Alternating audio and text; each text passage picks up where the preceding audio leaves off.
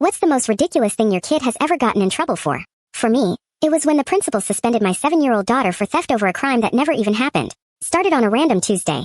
I was in the middle of a client meeting when my phone buzzed. The school needed me immediately. My stomach dropped. I left work and drove 20 minutes with my hands shaking. When I walked in, Lily was sitting outside the principal's office in a tiny plastic chair, tears streaming down her face. Her backpack was dumped out on the floor. She whispered, "Mommy, I didn't do anything." I knelt down and held her. Her whole body was trembling. The principal, Mr. Henderson, barely looked up when I entered. He told me flatly that Lily had stolen $20 from another student's backpack during lunch. Suspended 3 days, effective immediately, and it would go on her permanent record. He said it like he was reading off a parking ticket. I asked to see the security footage. He refused, said the evidence was clear enough. I asked which witnesses. He wouldn't say. I asked to speak with the other student. Not necessary.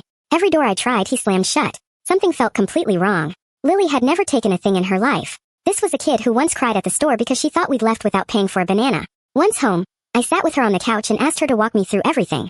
She sobbed through the story.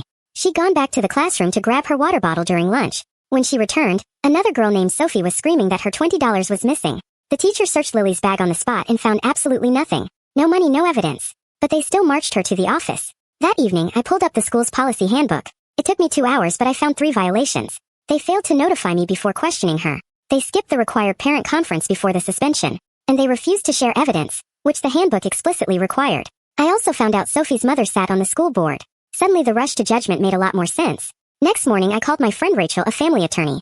She went quiet for 5 seconds, then said, "They can't suspend without due process, and they cannot hide evidence. We're going in." Rachel sent a formal letter that afternoon requesting an emergency meeting, all incident documentation, and preservation of the footage. The school agreed within an hour. When we walked into that conference room the next day, the energy shifted immediately.